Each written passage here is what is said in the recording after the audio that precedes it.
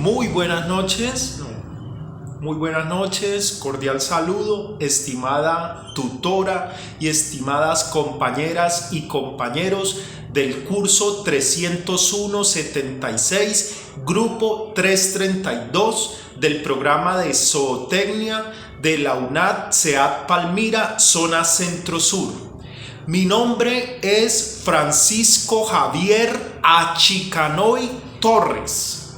Soy estudiante del programa de Zootecnia y estoy participando en este curso de biología en donde estamos presentando en la tarea número 2 una sustentación acerca del tema organización celular, para lo cual hicimos una serie de gráficos en donde representamos a los organelos celulares y con el fin de poder explicar cada uno de ellos. Por eso aquí a continuación les presento este esquema, como lo pueden ver ustedes allí, en el que se muestra lo que es la membrana plasmática. Este es el primer organelo que voy a sustentar y a explicar. Esta membrana pues es muy importante porque ella es la que le da el tamaño a la célula. Por medio de ella es que entran los nutrientes que necesita la célula para estar viva, pero al mismo tiempo salen también sustancias tóxicas de la célula por medio de esta membrana, puesto que ella tiene una bicapa lipídica compuesta de estos circulitos que ustedes ven aquí, que son fosfolípidos, y como ven, entre ellos van quedando unos espacios por donde se lleva a cabo una difusión simple y facilitada, por la cual ingresan a la célula micromoléculas como de oxígeno, nitrógeno, por ejemplo el alcohol también, o sea, sustancias que son solubles con el agua, y se hacen porque hay un gradiente, un centro de concentración a favor, y por eso se hace de una forma simple sin tener que gastar energía.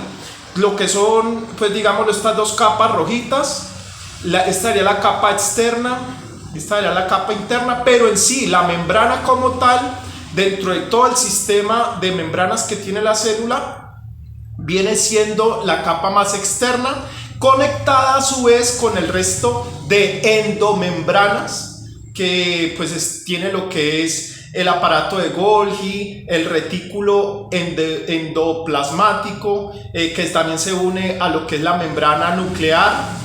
Pero entonces ella como tal también tiene dos capas, y como acabo de decir, allí digámoslo, se entran las micromoléculas, pero ya para lo que son las macromoléculas sí se necesita de estas que están en azul, que vendrían siendo las proteínas, y ellas serían las encargadas de lo que se llama el transporte activo.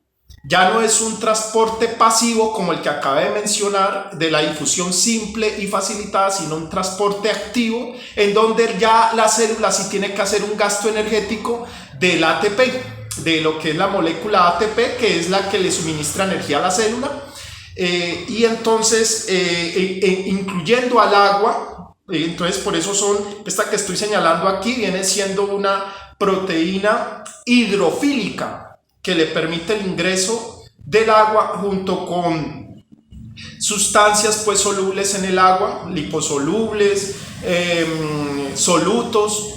Entonces por allí entran, pero también cuando es proteínas y ya macromoléculas, sí se necesita pues de ese transporte activo de la que se encargan estas proteínas, esta que también estoy señalando aquí. Vea que son más grandes, pero en esta misma bicapa lipídica de la membrana plasmática también hay unos componentes de colesterol, este que estoy señalando aquí, y también unas, digámoslo, cadenas de carbohidratos, estas que también te estoy señalando aquí. Entonces, miren ustedes que pues, es el primer organelo que digámoslo, digámoslo, define a la célula como tal, definiéndola en su tamaño y cumpliendo con todas esas funciones, digámoslo, vitales para que la célula, digamos, sobreviva, manteniendo la ósmosis, por ejemplo, con lo de los líquidos. Entonces, estos canales permiten de que al lado y lado de la membrana haya un equilibrio de agua, que es el principal soluto del citoplasma que está dentro de la célula. Eso se llama ósmosis, y lo del transporte activo y pasivo, todo eso se hace aquí por medio de esta membrana plasmática. Y pues cabe decir que ha sido una de las estructuras más importantes en todo lo que ha sido la evolución celular. De las partes que más han evolucionado es esta membrana plasmática, especialmente en las células eucariotas. Ok, bueno, entonces a continuación voy a mencionar otro organelo que es el de la mitocondria. Miren aquí la mitocondria, que es la encargada de suministrarle energía química a todas las reacciones que se necesitan para todas las funciones de los demás organelos y todas las funciones que se llevan a cabo intracelularmente. Se generan aquí en esta mitocondria porque ella genera lo que es la molécula ATP, que es la que acabo de mencionar, a partir del adenosín o la adenosina, que es uno de los núcleos, digámoslo, uno de los componentes que conforman el núcleo genético, junto con 3 grupos de fosfatos. Entonces, por eso se llama el adenosín trifosfato, o más conocido como ATP, se genera aquí. ¿Cómo se hace? Por medio de unas porinas. Entran solutos que hay en el citoplasma, llegan hasta su propia membrana. Aquí, esta que estoy señalando aquí, es la membrana interna de la mitocondria, en donde hay unas crestas. Estas vienen siendo las crestas, que entre más crestas tenga es porque procesa más energía, puesto que allí, digamos, se genera más ATP. Ahora bien, no todas las células tienen la misma cantidad de mitocondrias. Y si las tuvieran, no tienen la misma cantidad de crestas, porque eso depende de la necesidad energética y metabólica de cada célula. Por ejemplo, las células de los riñones o del corazón o de los músculos requieren de más energía, y por eso sus mitocondrias tienen más crestas, estas que estoy señalando aquí.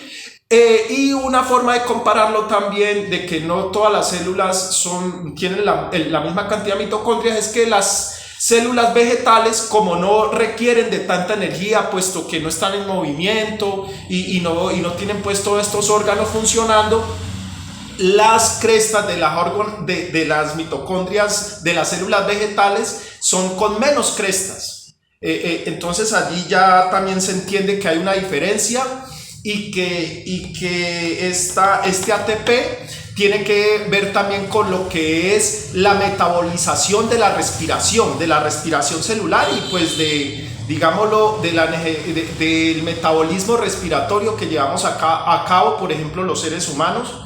Y cada vez que respiramos estamos generando entonces esta respiración celular que produce ese ATP y que se produce aquí en la mitocondria. Su función es supremamente importante. Ok, tenemos también lo que es el núcleo. El núcleo, digamos, el núcleo celular, ¿sí? Como organelo, en donde tiene su propio centro, que es el nucleolo, en donde está lo que es el ARN, y allí se forman los ribosomas. Al igual de que entonces alrededor de este nucleolo está la mayor parte de la información genética del ser vivo, en los cromosomas, que son estos que estoy señalando aquí. Estos cromosomas entonces son dos cadenas de ADN en espiral y digámoslo, están allí, son, digámoslo, agrupadas, y es donde está la mayor cantidad de información genética. Pero a su vez está cubierta y separada del resto del citoplasma por medio de la membrana nuclear. Esta membrana es supremamente importante porque permite que haya una división metabólica entre el núcleo y el resto de la célula, y ella también tiene allí unos poros que se llama el complejo poroso, por donde ingresan los nutrientes que necesita el núcleo como para la formación de este ADN que estoy mencionando. Que las tres etapas que se llevan a cabo en el núcleo celular a partir de las proteínas para la producción de las secuencias de ADN se llaman replicación, transcripción y procesamiento. Ya lo que es la traducción se hace en el citoplasma con los ribosomas, interviniendo allí lo que es el ARN en la formación de estas secuencias de ADN. El procesamiento y lo que es la traducción ya genética sí se completa con lo que son los ribosomas que están en el citoplasma. Entonces lo que es la replicación, la traducción, la transformación y el procesamiento de la información genética, entonces los tres principales procesos junto con la traducción se llevan aquí en el núcleo.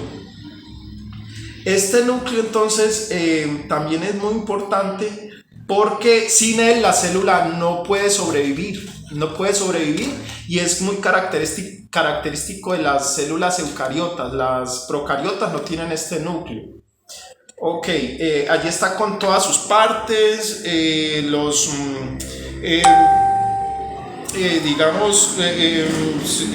necesita, a ella llegan por medio de unos microtúbulos, lo que son vesículas, los centriolos, los microtúbulos, las vesículas, los poros nucleares.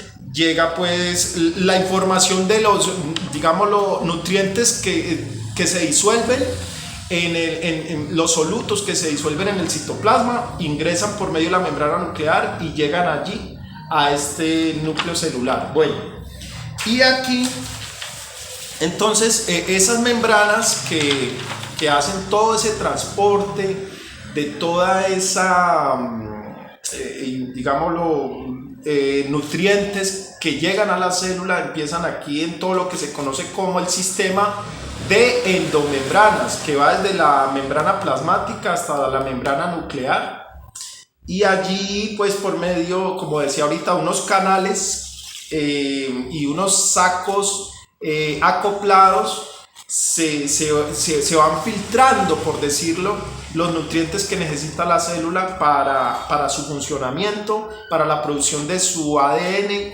y para la producción de su energía, para su replicación celular por medio de la mitosis y la meiosis. Se me olvidaba decir que aquí pues hay una parte muy importante que es la de los cromosomas. Los cromosomas que están en el núcleo se forman en lo que es la mitosis y la meiosis. En este proceso de reproducción celular de la mitosis y meiosis, ellos se acomodan en forma, como la ven aquí, en forma de X, quedando en dos partes totalmente idénticas que se llaman cromatinas, unidas por un centrómero. Un centrómero que es fundamental para garantizar que en las nuevas células hijas quede replicado o duplicado exactamente el material genético. O sea que ellas son de vital importancia, y no está por demás decir que los seres humanos tenemos 46 cromosomas y 23 pues en los gametos sexuales. Y entonces el núcleo pues allí con toda su importancia genética. Y como estaba diciendo, en lo que son las endomembranas, todas están interconectadas por unos canales, unos microtúbulos, unas vesículas que van desde hasta el nucleolo. llegan esos nutrientes, pero empiezan acá, en la membrana plasmática que mencioné inicialmente, van pasando por el complejo el aparato de Golgi, el retículo endoplasmático, que es este que estoy señalando aquí, los lisosomas también, que son fundamentales para lo que es la síntesis de proteínas, glucoproteínas, lípidos. Pues los ribosomas, ¿no? Los ribosomas, con ayuda del ARN que viene desde acá, desde el núcleo, viene ARN que se complementa con los ribosomas y ayudan a la síntesis, pues, de estos grandes macronutrientes. Ahora, ellas es muy importante decir que estas membranas todas están compuestas en su mayoría por proteínas y lípidos. Entonces, esa es su mayor constitución de estas membranas. Y cabe decir también que la membrana de las mitocondrias y los cloroplastos de las células vegetales, que también tienen membranas, pues no se consideran parte de este sistema, sino estas que están aquí, que aparecen en este dibujo.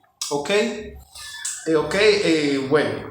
Y finalmente, entonces, en el cloroplasto encontramos de que este es muy importante porque aquí se lleva a cabo lo que es la fotosíntesis en lo que son las granas de las tilacoides. Mire que las tilacoides son como estas filitas que aparecen aquí.